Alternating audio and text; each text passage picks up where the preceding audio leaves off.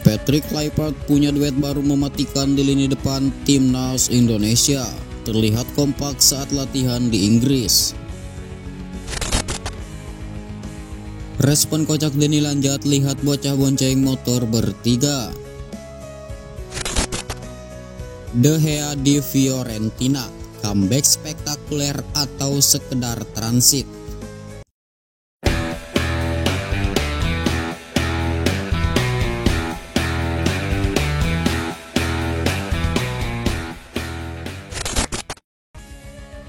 Liverpool ke final Carabao Cup, Federico Chiesa kembali dicadangkan.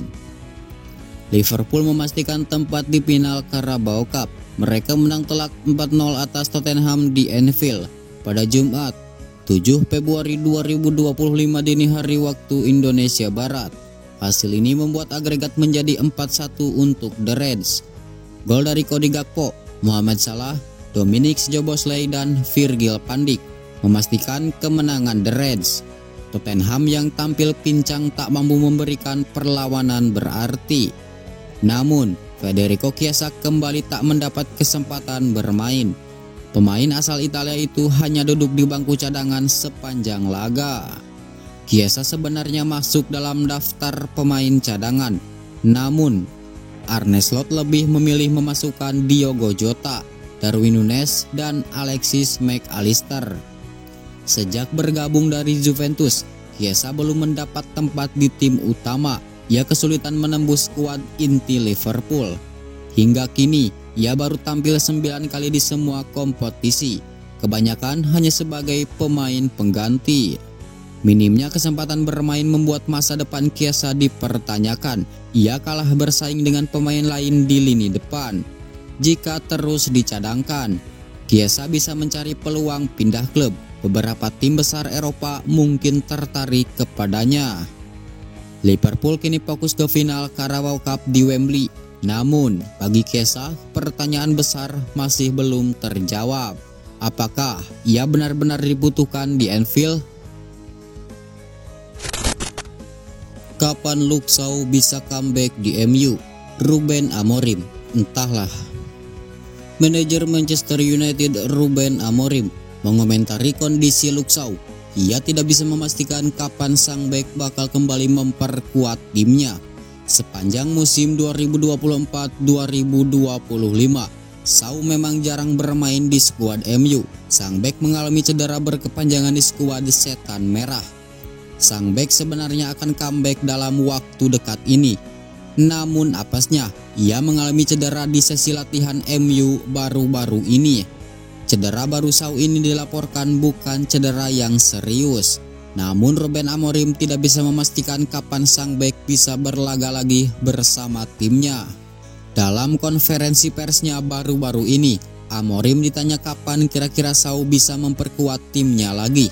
Sang pelatih mengaku tidak bisa memastikan kapan sang bek bisa kembali beraksi.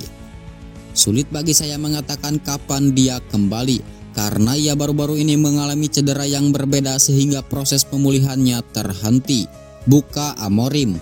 Setelah cedera itu sembuh, ia baru bisa kembali berlatih dan mengembalikan kebugarannya dan dia harus waspada dengan cederanya itu. Amorim juga menegaskan bahwa ia tidak mau tergesa-gesa memaksakan Shaw untuk lekas comeback di timnya. Ia ingin sang bek benar-benar pulih dari cederanya sebelum ia bermain kembali di lini pertahanan Setan Merah. Manchester United sendiri baru-baru ini mendapatkan tambahan tenaga untuk memperkuat sektor kiri pertahanan mereka. Setan Merah bisa mengandalkan sosok Patrick Dorgu di posisi bek kiri setelah sang bek bergabung dari Les di awal pekan kemarin. De Gea di Fiorentina, comeback spektakuler atau sekedar transit? David De Gea, kiper legendaris Manchester United, kini berlabuh di Serie A bersama Fiorentina. Kepindahannya yang mengejutkan ini langsung menjadi perbincangan hangat di dunia sepak bola. Sayangnya, debutnya di Fiorentina tak sesuai harapan. Kekalahan 2-3 dari Atalanta membuat banyak pihak meragukan kemampuannya. Namun jangan salah, De Gea bukanlah kiper yang mudah menyerah. Perlahan tapi pasti, De Gea menunjukkan kualitasnya. Ia mampu mencatatkan clean sheet pertamanya di laga melawan Empoli. Penampilannya semakin konsisten dan ia bahkan sukses menepis 2 penalti dalam laga melawan AC Milan. Awalnya memang sulit, tapi saya selalu percaya pada kemampuan saya, ujar De Gea. Performa De Gea yang semakin membaik berdampak positif bagi Fiorentina. Ia menjadi tembok kokoh di pertahanan dan berkontribusi besar pada peningkatan peringkat tim di Serie A. Catatan penyelamatannya yang tinggi juga menjadi bukti nyata kualitasnya. De Gea juga memberikan komentarnya. Persaingan dengan Terracciano sangat sehat dan membuat saya termotivasi untuk terus berlatih dan meningkatkan kemampuan. De Gea sendiri musim 2024-2025 ini sudah bermain sebanyak 22 kali di semua ajang kompetisi. Gawangnya baru kebobolan 24 kali dan sudah mencatatkan 7 clean sheet. Terbaru, De Gea membawa Fiorentina menggebuk Inter Milan. La Viola kembali mencatatkan clean sheet dan menang 3-0 atas Nerazzurri. Fiorentina sekarang ada di peringkat 4 klasemen sementara Serie A. La Viola mengemas 42 poin dari 23 pertandingan. Kontrak De Gea bersama Fiorentina hanya berdurasi 1 tahun. Setelah 30 Juni 2025, ia akan berstatus free agent. Pertanyaan besar pun muncul, kemana De Gea akan berlabuh selanjutnya? Banyak klub besar yang berpotensi meminati jasa De Gea. Pengalamannya yang luar biasa dan kualitasnya yang masih mumpuni tentu menjadi daya tarik tersendiri. Namun Fiorentina juga berpeluang besar untuk mempertahankannya. Saya fokus untuk memberikan yang terbaik untuk Fiorentina saat ini. Masa depan akan kita lihat nanti, jawab De Gea diplomatis. Secara keseluruhan, kepindahan David De Gea ke Fiorentina memberikan dampak positif yang signifikan terhadap performa tim. Meskipun awalnya ada keraguan, De Gea berhasil membuktikan kualitasnya dan menjadi salah satu pemain kunci kesuksesan Fiorentina.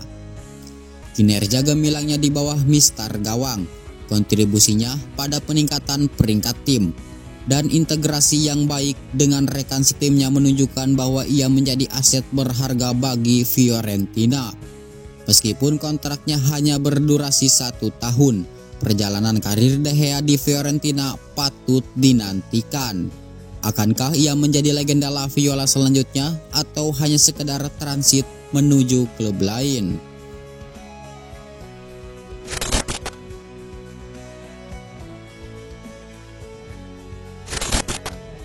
Patrick Kluivert punya duet baru mematikan di lini depan timnas Indonesia. Terlihat kompak saat latihan di Inggris. Patrick Kluivert punya duet baru mematikan di lini depan timnas Indonesia. Kolaborasi ini memang belum tersaji di timnas Indonesia, namun sudah terjalin dalam sesi latihan yang digelar bersama klubnya di Inggris. Lantas, siapa duet yang dimaksud? Duet mematikan yang dimaksud adalah Marcelino Ferdinand dan Ole Romeni. Dua nama ini belum pernah berkolaborasi di timnas Indonesia karena Ole Romeni belum mendapatkan paspor Indonesia. Sebelum menjalin kolaborasi di timnas Indonesia pada Maret 2025, Marcelino Ferdinand dan Ole Romeni sudah membangun chemistry di level klub. Sekedar diketahui, Marcelino Ferdinand dan Ole Romeni membela klub yang sama yaitu Oxford United. Di pertandingan resmi, Marcelino Ferdinand dan Ole Romeni memang belum berkolaborasi. Namun, di sesi latihan, keduanya tampak kompak. Terbaru, dalam video yang diunggah akun Instagram Oxford United, Marcelino Ferdinand dan Ole Romeni terlihat kompak saat mengikuti juggling challenge menggunakan bola American football. Dalam challenge tersebut, Marcelino Ferdinand berhasil mengalahkan Ole Romeni 23-15. Di stories Instagramnya yang eksklusif, Marcelino Ferdinand sering membagikan momen kebersamaan dengan Ole Romeni. Mereka sering nongkrong bareng di pusat kota Oxford. Kedekatan yang terjalin di dalam dan luar lapangan diharapkan menguntungkan timnas Indonesia. Terlebih timnas Indonesia dihadapkan lawan yang tidak mudah pada Maret 2025. Pada Kamis 20 Maret 2025 pukul 16.10 waktu Indonesia Barat, timnas Indonesia akan menantang Australia di Sydney Football Stadium. Dari laga ini, timnas Indonesia mengincar 1 angka dari markas Australia, tim yang kini menempati peringkat 26 dunia.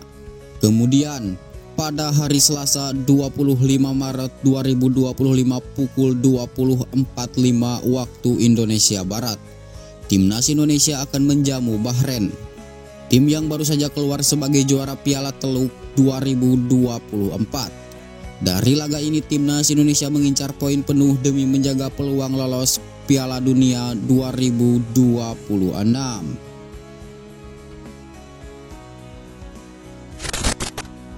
Respon kocak Denny Lanjat lihat bocah bonceng motor bertiga. Asisten pelatih timnas Indonesia Denny Lanjat perlahan mulai beradaptasi dengan budaya dan kondisi masyarakat Indonesia. Salah satunya saat hendak menuju Indomil Arena guna menyaksikan laga antara Persita Tangerang melawan Persik Kediri pada Jumat 7 Februari 2025.